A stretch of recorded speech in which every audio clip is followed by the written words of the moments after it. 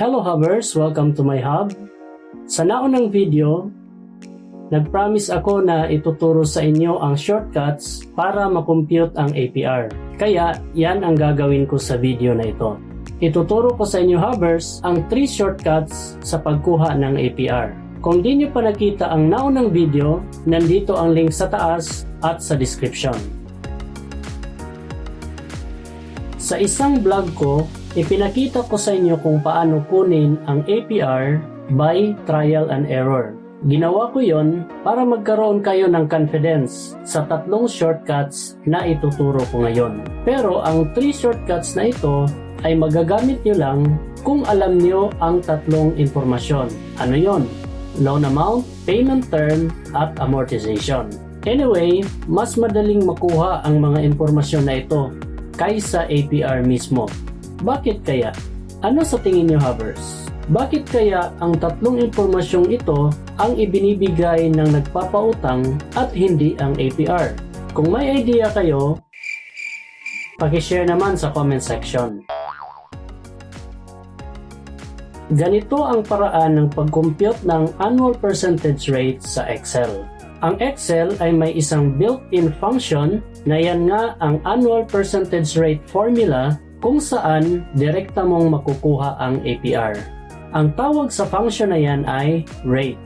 Mas madali ito kaysa trial and error kasi minsan mo lang i-input ang data, makukuha mo na kaagad ang APR.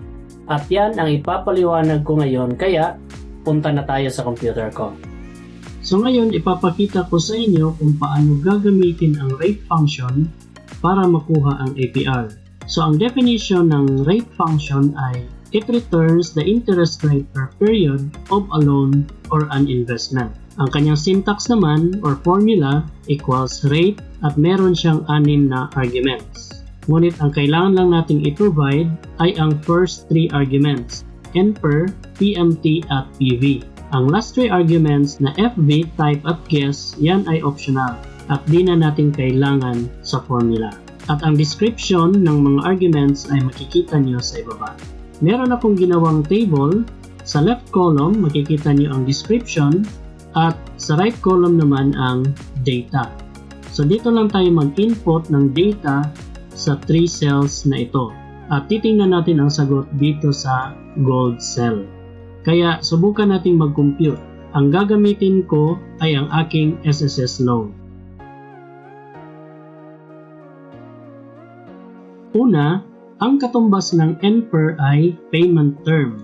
At ang payment term ng aking loan ay 2 years or 24 months. Kaya 24 ilalagay natin dyan. Ang PMT naman, ang katumbas niya ay ang amortization. Kaya ilalagay ko dito ay 808. Ang PV ay ang loan amount. Pero sapagkat utang ito dapat ay negative. Kaya ilalagay natin dito negative 17,500. Nakuha natin agad ang APR na 10.06% which is correct.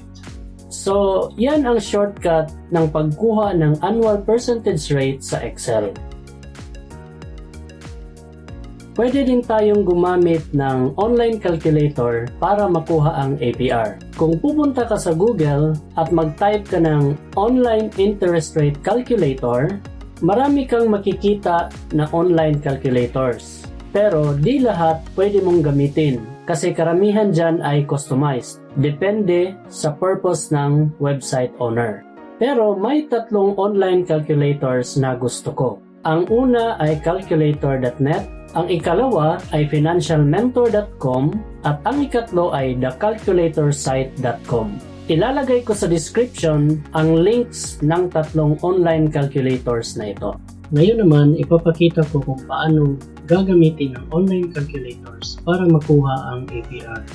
Ang una nating susubukan ay ang calculator.net. So ilalagay natin dito sa loan amount ay 17,500. Ang loan term naman niya ay 2 years at ang monthly payment ko ay 808 pesos. So makikita nyo sa results, ang interest rate niya ay 10.057% which is correct. Dito naman tayo sa second calculator. So mag-input lang tayo ng 3 data. Una ay number of payments, 24, loan amount ay 17,500 at ang monthly payment ay 808. So makikita natin dito ang interest rate niya ay 10.058%. Dito naman tayo sa calculatorsite.com. Ang loan amount ay 17,500, monthly payment 808 at ang time in months ay 24. So let's calculate. Ang annual interest rate ay 10.06%. Ang huling shortcut sa pagkuha ng APR ay ang paggamit ng mobile applications. Kung pupunta ka sa Google Play at mag-type ng Loan Amortization Calculator, marami kang makikita na results. Pero sa akin, may nagustuhan akong tatlong mobile applications. Ito ay ang Loan Calculators, AMI and Loan Calculators, at saka Interest Rate. Ngayon, ipapakita ko naman sa inyo kung paano gagamitin ang tatlong mobile apps para makuha ang APR. Unahin natin ang Loan Calculators. Piliin natin ang Interest Rate Calculator.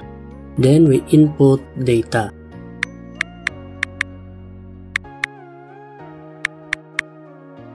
So, ang interest rate niya is 10.06%. Punta naman tayo sa ikalawang application. So, i-press natin ang EMI and Loan Calculators. And then, Interest Rate Finder. Loan Amount. Monthly Amortization. Piliin natin ang month. Tenure is 24 months. Then, hit Find. So, ang interest rate natin or APR is 10.05. Ang last application natin gagamitin ay interest rate. Input natin ang initial amount, payment amount, number of years to calculate. Ang sagot ay 10.08%. In summary, ang tatlong shortcuts to compute APR ay rate function in Excel, online interest rate calculator, at mobile applications. Kaya, naipakita ko sa inyo, Hubbers, na ang pag-compute ng annual percentage rate ay napakadaling gawin. Sa next video, ibabahagi ko naman sa inyo kung paano kayo makakatipid ng malaki kung kukuha kayo ng motorcycle installment plan.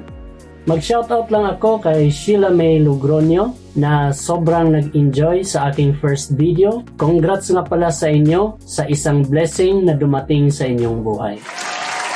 Kung nakatulong sa inyo ang video na ito, sana suportahan niyo po ang channel ko para marami pa akong ma-publish na videos katulad nito. Just click subscribe and hit the notification bell below. I would greatly appreciate that. Kung may katanungan kayo o reaksyon, ilagay niyo lang sa comment section at sasagutin ko yan ng isa-isa. Maraming salamat, Hubbers, sa panonood sa video na ito. Magkita-kita tayong muli sa susunod na video.